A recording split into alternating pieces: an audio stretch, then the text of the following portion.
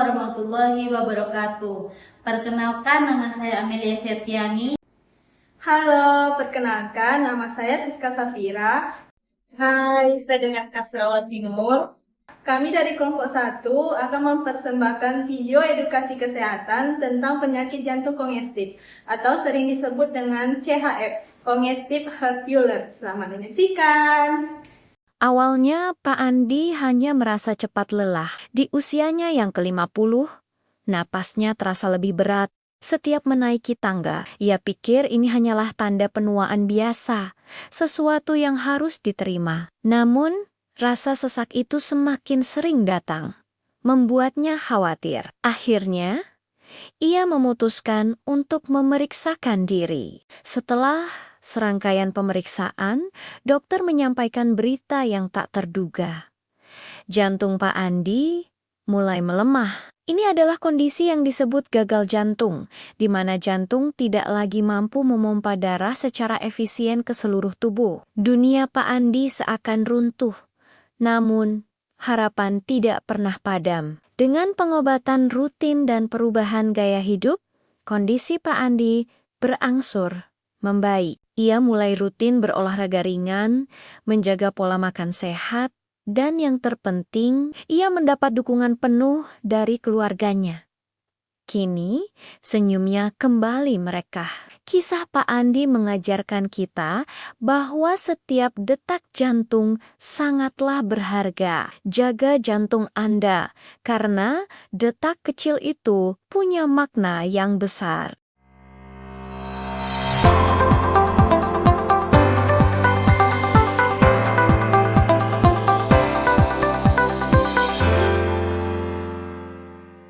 Gagal jantung adalah suatu kondisi ketika jantung tidak mampu memompa darah secara efektif untuk memenuhi kebutuhan metabolik jaringan tubuh. Kegagalan ini terjadi akibat gangguan pada fungsi sistolik dan diastolik. Akibatnya, terjadi penumpukan cairan dari paru-paru, vena, atau keduanya yang menimbulkan gejala seperti sesak napas, edema, dan kelelahan. Gagal jantung juga menjadi penyebab utama riwayat hidup pada kelompok usia lanjut dan memiliki angka kekambuhan serta mortalitas tinggi. Yang kedua, epidemiologi. Gagal jantung merupakan masalah kesehatan global yang berpotensinya terus meningkat seiring bertambahnya usia dan peningkatan angka harapan hidup. Bervalensi global, diperkirakan sekitar 26 juta orang di dunia menderita gagal jantung. Di Indonesia, berdasarkan data riset kesehatan dasar 2018, bervalensi gagal jantung mencapai sekitar 0,13% dari populasi. Dengan kecenderungan meningkatnya pada usia lanjut sekitar kurang lebih 60 tahun. Faktor resiko utama yaitu hipertensi, penyakit jantung koroner, diabetes, penyakit katup jantung, dan kardiomiopati. Yang ketiga, patofisiologi. Patofisiologi gagal jantung kongestif melibatkan interaksi kompleks antara gangguan fungsi jantung dan mekanisme kompensasi tubuh. Yang pertama ada gangguan fungsi jantung. Kerusakan miokard akibat infak miokard atau hipertensi menyebabkan penurunan kontrasibilitas ventrikel. Akibatnya curah jantung menurun. Yang kedua, mekanisme kompensasi. Tubuh berusaha mempertahankan perfusi organ vital melalui beberapa mekanisme. Yang pertama, aktivitas sistem saraf simpatis, meningkatkan denyut jantung dan kontralitas untuk mempertahankan. Dari kesimpulan definisi gagal jantung kongestif dapat diartikan sebagai jantung kongestif merupakan kondisi kronis yang serius dengan beban penyakit yang tinggi.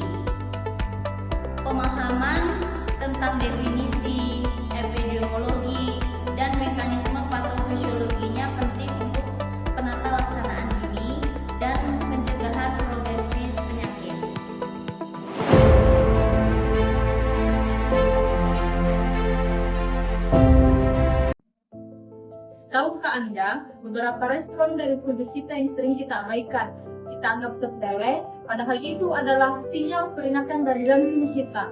Nah, sekarang kita akan membahas gejala-gejala penyakit jantung progresif yang sering terlewatkan, bahkan sampai terlambat. Gambar yang Anda lihat ini adalah gambar yang dibuat oleh Heart Foundation, sebuah organisasi kesehatan jantung. Gambar ini menunjukkan 8 gejala utama gagal jantung yang perlu kita waspadai sebelum terlambat. Gejala yang pertama, sesak nafas, di mana gejala pertama ini adalah keluhan yang paling utama dan seringkali menjadi tanda pertama gagal jantung. Bayangkan, Anda hanya naik beberapa anak tangga, tapi nafas sudah terengah-engah seperti habis lari maraton. Mengapa bisa sesak? Ketika jantung tidak mampu memompa darah dengan baik, darah mengantri dan menumpuk di paru-paru. Akibatnya, cairan bocor ke jaringan paru-paru. Nah, kondisi ini disebut dengan edema paru. Bayangkan, paru-paru Anda yang seharusnya penuh dengan udara segar malah terisi cairan. Tentu saja, nafas akan menjadi berat. Yang menarik adalah sesak nafas ini berkembang secara progresif. Awalnya mungkin hanya sesak biasa saat berolahraga, lalu sesak saat naik tangga, dan pada tahap lanjut bahkan sesak saat kita berbaring. Nah, jangan pernah abaikan sinyal ini. Gejala yang kedua adalah kaki bengkak. Pernahkah kita melihat kaki atau pergelangan kaki yang membengkak di sore hari? Pembengkakan pada kaki ini adalah gejala yang sangat umum, meskipun memang ada beberapa banyak penyebab lain selain masalah jantung. Kenapa bisa bengkak? Ketika jantung tidak cukup memompa darah atau terjebak di pembuluh darah balik atau vena. Tekanan dalam pembuluh darah meningkat dan akhirnya cairan merembes keluar ke jaringan sekitarnya. Karena gravitasi, bengkak ini biasanya dimulai dari bagian kaki hingga pergelangan kaki. Fakta yang menarik, bengkak ini biasanya diparah di sore hari atau malam hari setelah sinarian berkiri atau ribut, tapi bisa sedikit berkurang setelah tidur dengan posisi kaki yang ditinggikan. Gejala yang ketiga, berat badan yang tiba-tiba naik bukan karena makan yang banyak. Ini sering terjadi dan tidak disadari. Bayangkan, dalam 2-3 hari, berat badan naik 2-3 kg. Padahal, pola makan kita tidak berubah. Apa yang terjadi? Ini bukan lemak, ini cairan. Peningkatan berat badan yang cepat adalah tanda retensi cairan yang serius. Cairan menumpuk di dalam tubuh karena jantung yang tidak mampu memompa dengan efisien. Ini mengapa pasien gagal jantung sering diminta untuk menimbang berat badan setiap pagi dan melaporkan ke dokter jika terjadi kenaikan yang begitu drastis. Gejala yang keempat, jantung berdebar-debar, irama yang tidak teratur. Pernahkah Anda merasakan jantung berdetak sangat cepat atau terasa loncat-loncat di dada? Bahkan sampai terasa di leher hanya bentrokan. Nah, inilah yang dinamakan dengan palpitasi atau gangguan irama jantung. Mengapa ini terjadi?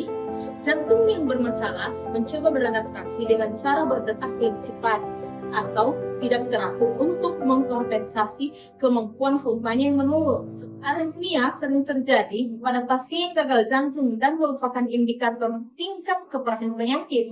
Beberapa pasien menggambarkan seperti ini. Jantung saya seperti berlomba-lomba sendiri. Jantung saya seperti mau keluar dari dada. Jantung saya seperti melompat-lompat antar ruang. Nah, jika Anda merasakan ini, jangan mudah untuk memeriksakan diri. Nah, gejala yang kelima adalah kelelahan yang ekstrim. Ini adalah gejala yang sangat mengganggu kualitas hidup. Bayangkan saja, Anda baru saja mandi atau mengganti pakaian, tapi sudah merasa sangat lelah. Bahkan aktivitas yang kita anggap aktivitas yang begitu sederhana seperti menyisir rambut atau berjalan ke dapur, terasa seperti mendaki gunung. Mengapa bisa begitu lelah? Karena jantung tidak memompa cukup darah ke seluruh tubuh. Otot dan organ Anda kekurangan oksigen dan nutrisi. Akibatnya, energi menurun secara drastis. Gejala umum gagal jantung progresif memang meliputi kelelahan, sesak nafas, bengkak pergelangan kaki, dan ketidakmampuan untuk berolahraga. Kelelahan ini bukan kelelahan yang biasa. Ini adalah kelelahan yang sangat menunjukkan. Gejala yang keenam, sering buang air kecil di malam hari. Pernahkah kita bangun 3-4 kali tengah malam hanya untuk membuang air kecil? Inilah yang disebut dengan nokturia. Dan ini bukanlah masalah kandung kemih. Penjelasannya sederhana, begini. Siang hari saat kita berdiri atau duduk, gravitasi membuat cairan yang menumpuk di kaki. Nah, ketika malam hari kita berbaring, cairan yang terkumpul di kaki ini kembali masuk ke sirkulasi darah, disaring oleh ginjal dan menjadi urin. Hasilnya, Anda sering terbangun tengah malam untuk ke kamar mandi. Ini mengganggu tidur kita, membuat kualitas istirahat menurun, dan Anda bangun dalam keadaan yang sudah tidak segar lagi. Gejala yang ketujuh adalah batuk di malam hari. Ini sebenarnya manifestasi dari dua kondisi, ortopnea dan paroxysmal nocturnal atau biasa juga disebut dengan PND. Ortopnea ini adalah sesak nafas yang muncul saat kita berbaring, sedangkan PND adalah kondisi ketika Anda tiba-tiba terbangun tengah malam karena sesak nafas yang begitu hebat, bahkan begitu menakutkan untuk kita. Nah, bedanya, ortopnea ini bisa langsung lega setelah kita duduk, tapi PND ini memerlukan waktu 30 menit hingga lebih dari 30 menit untuk meredakan gejala tersebut. Mengapa ini terjadi? Saat berbaring, cairan dari kaki redistribusi ke paru-paru. Ditambah lagi, ginjal menyerap lebih banyak cairan di malam hari. Akibatnya, tekanan di jantung kiri meningkat. Cairan yang masuk ke paru-paru dan muncullah batuk atau sesak. Episode ini sangat menakutkan. Beberapa pasien bahkan takut untuk tidur kembali setelah trauma dengan pengalaman ini. Nah, gejala yang ke-8 ini adalah palpitasi jantung yang mengganggu. Kembali ke palpitasi, tapi kali ini lebih spesifik. Ini adalah sensasi jantung yang berdebar-debar, yang sangat mengganggu, dan bahkan sangat menakutkan untuk kita. Bisa terasa di leher, di tenggorokan, ataupun di dada. Beberapa orang mendeskripsikannya dengan sangat dramatis. Seperti ada drum di dalam dada saya, seperti jantung saya mau copot, seperti jantung saya melompat keluar. Nah, ini bukan hanya tidak nyaman, ini adalah tanda sistem kelistrikan jantung Anda mengalami masalah. Nah, poin penting yang harus kita ingat lagi setelah kita mengetahui tadi 8 gejala, ada beberapa hal penting yang kembali kita ingat tentang diagnosis. Akurasi diagnosis berdasarkan gejala klinis saja seringkali tidak cukup, terutama pada wanita, pasien usia lanjut atau mereka yang obesitas. Jadi, meskipun ada gejala, Anda tetap memerlukan pemeriksaan lanjutan seperti ekokardiografi atau bisa disebut dengan USG jantung, EKG atau rekam jantung, pemeriksaan laboratorium, dan fototoraks.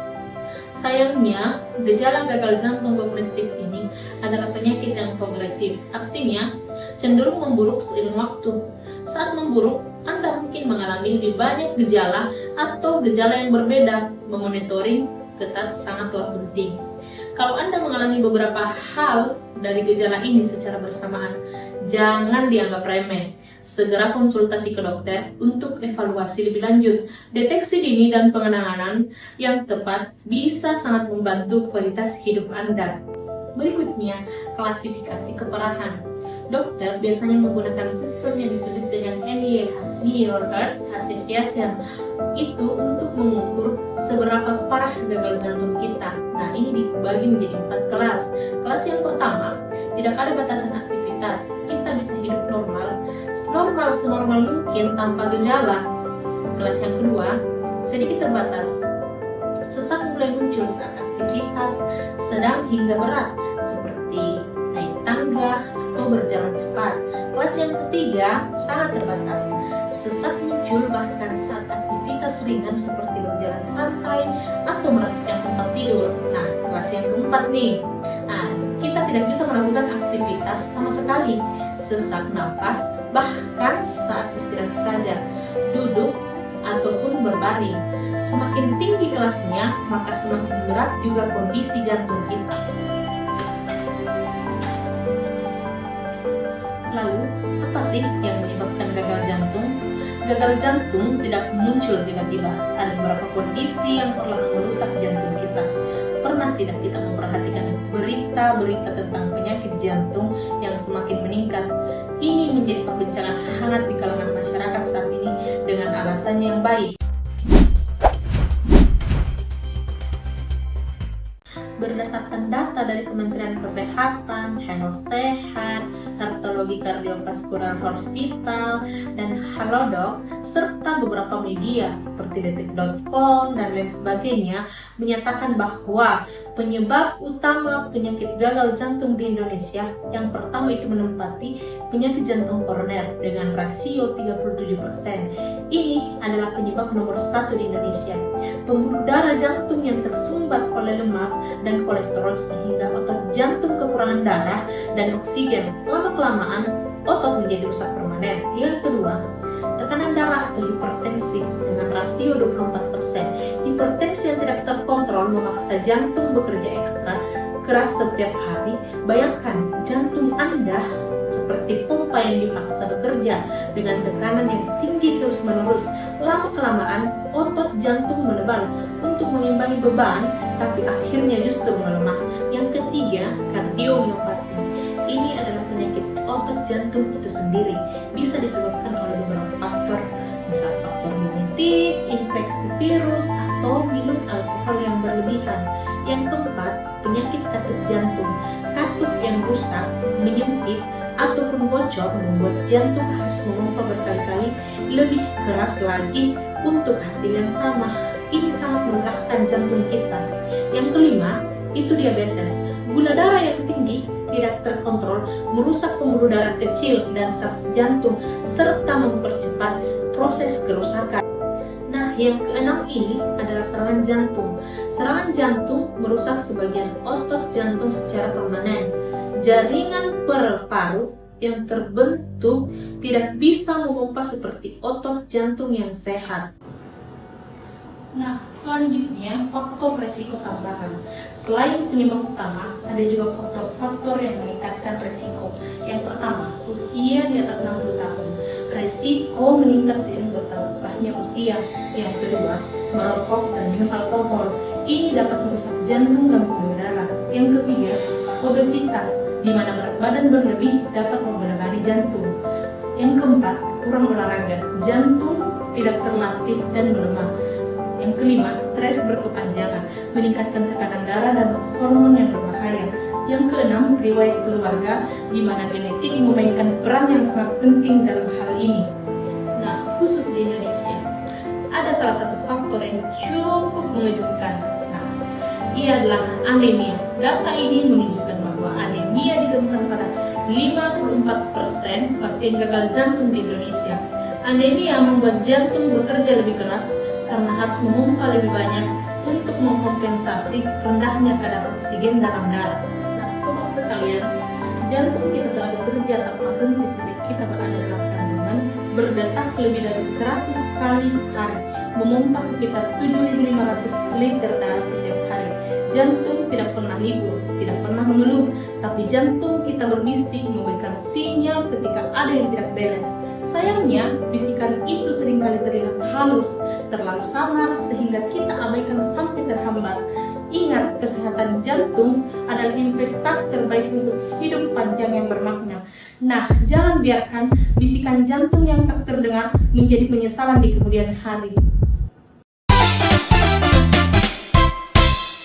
Cara mendiagnosis penyakit jantung kongestif. Apabila Anda merasakan gejala, segera melakukan pemeriksaan ke dokter. Dokter akan melakukan pemeriksaan fisik, kemudian akan melakukan pemeriksaan penunjang. Seperti yang pertama yaitu ronsen dada. Ronsen dada ini bertujuan untuk melihat apakah jantung mengalami pembesaran dan adakah penumpukan cairan di paru-paru. Yang kedua yaitu elektrokardiogram atau EKG. EKG ini bertujuan untuk menilai detak jantung dan mendeteksi kelainan pada jantung.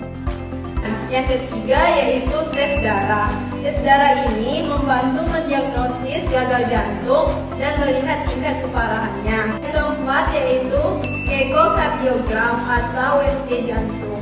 Ekokardiogram atau USG jantung menggunakan gelombang suara untuk membuat gambaran jantung, kemudian otot-otot jantung dan katup jantung. USG jantung bertujuan untuk menilai fungsi pompa jantung. Yang kelima yaitu CT atau MRI jantung. CT CT atau MRI jantung ini digunakan untuk memberikan gambaran yang lebih rinci tentang struktur dan fungsi jantung. Setelah penyakit jantung kongestif terdeteksi, maka langkah selanjutnya yaitu menentukan pilihan pengobatan. Dokter akan memberikan beberapa pilihan untuk Anda pertimbangkan. Jantung kongestif ini dapat membaik dengan pengobatan ataupun tindakan operasi. Namun, keberhasilan terapi tergantung pada tingkat keparahan kondisi pasien dan penyakit penyerta seperti hipertensi dan gula darah. Semakin awal penyakit ini terdeteksi dan terdiagnosis dan ditangani dengan cepat, maka akan semakin baik keberhasilan terapinya. Berikut cara pengobatannya. Yang pertama, perawatan gaya hidup sehat seperti menjaga pola makan, kemudian rajin olahraga, dan berhenti merokok. Yang kedua yaitu mengkonsumsi obat-obatan yang telah diberikan oleh dokter. Yang ketiga yaitu tindakan operasi seperti pemasangan alat bantu jantung, operasi jantung, dan tindakan terakhir yaitu transplantasi jantung. Pencegahan penyakit jantung kongestif. Lakukan beberapa hal sebagai berikut untuk menghindari penyakit gagal jantung kongestif. Yang pertama, mengkonsumsi makanan sehat seperti sayur-sayuran, buah-buahan, ikan, dan daging. Kemudian hindari makanan yang mengandung lemak jenuh seperti mentega, es krim, daging olahan. Yang kedua yaitu batasi asupan gula dan garam. Yang ketiga yaitu batasi konsumsi minuman keras.